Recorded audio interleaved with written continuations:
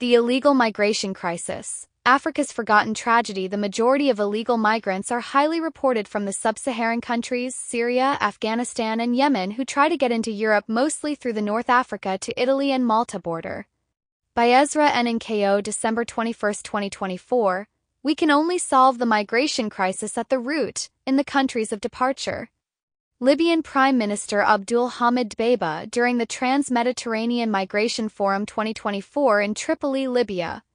From January 2020 to May 2024, 7,115 people were reported to have died or gone missing in the Mediterranean Sea, while in the same period, 180 people died while trying to reach the Mediterranean Sea by crossing the Saharan Desert.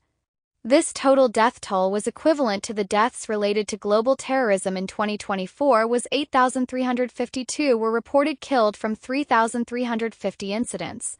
The majority of illegal migrants are highly reported from the Sub-Saharan countries, Syria, Afghanistan, and Yemen, who try to get into Europe mostly through the North Africa to Italy and Malta border.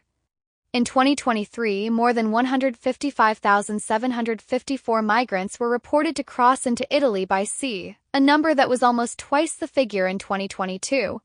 For instance, in September 2023, more than 10,000 migrants arrived at Lampedusa, more than the usual residents on the island.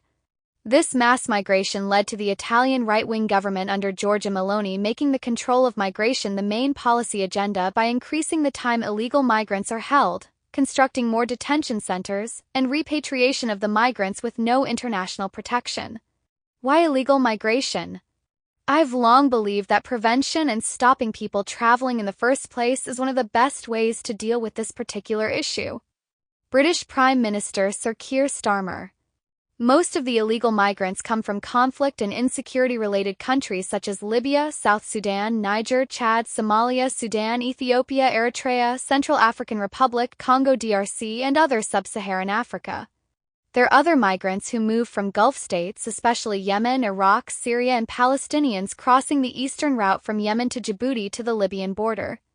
These people risk all for the hope of better economic and social security in European countries. Some migrants try to walk away from Africa to seek more and better life opportunities. To them, Europe is the only way out of poverty. These are not necessarily from the conflict-affected countries but from the countries with fewer employment opportunities such as Nigeria, Ghana, Senegal, Tunisia, and Algeria. There is another not commonly mentioned factor, the nearby Libya factor. This happens to the countries near Libya, where people are influenced by the close factor between their country and Libya, as Libya is the gateway to Europe. This is much more common in Egypt, Niger, and Chad. What next? Africa should rethink and act. Africa should begin taking things into its own hands. Most of the people dying while trying to cross the sea are African youth, who are considered the engine for the African future.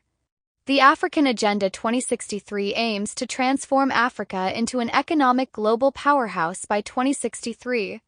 If this illegal migration tragedy isn't sorted, Africa's agenda will be a nightmare. Africa should begin working and sorting the illegal migration push factor from its inner core. Solve the Libyan crisis. Among the key areas where Africa should work on is to ensure Libya is stabilized and brought back to its feet. Torn, fragile, and unstable Libya perpetuates the crisis. Africa has to ensure there is a permanent solution within the Libyan rival factions between the UN-supported Government of National Accord (GNA), based in Tripoli, and the East Wing under General Khalifa Haftar's Libyan National Army. As for now, Africa has just sat back and watched while Qatar, UAE, Turkey, Egypt, Saudi Arabia, and Bahrain are pulling the strings. It's clear enough that unstable Libya could never destabilize these mentioned countries in any way compared to the nearby African countries. The AU and the African governments should prioritize Libyan stability. According to the Global Organized Crime Index report, Libya has the highest human trafficking ranks in the world, scoring 8.5 out of 10, only surpassed by Afghanistan, Eritrea, and Yemen. This score indicates how Libya is not well institutionally empowered to tackle the illegal migration crisis. Promote inclusive economy. It is estimated that 34% of Africans are living in extreme poverty, whereas among 28 world's poorest countries, 23 are from Africa. Poverty has become a key factor in pulling illegal migrants, especially youth from their origin countries, to Europe to seek sustainable basic human needs and supportive social infrastructure. This is what is termed as economic osmosis. The African GDP is projected to grow by 3% in 2024 and accelerate to 4% in 2025 to 26. This tremendous annual growth, when forecasted with Africa's rapid population growth, still fails to clarify how the poverty in Africa can be eradicated. By 2050, Africa is estimated to have a net increase of 740 people, while 12 million youth will enter the labor market every year, yet only 3 million jobs will be created each year. For instance, in 2024, the Nigeria Immigration Services reported that over 3.6 million people had left the country within 2 years to seek opportunities overseas due to economic hardship. African government should promote the inclusivity economy by investing in the key sector that employs the majority of the people, especially youth, such as modernized agricultural, trade, industry, and infrastructural sectors.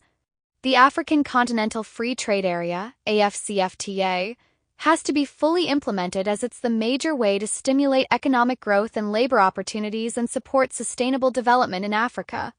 Insecurity, lack of fair and equal space of democracy, rule of law, inequality, and poverty are the main sources of conflict within African countries.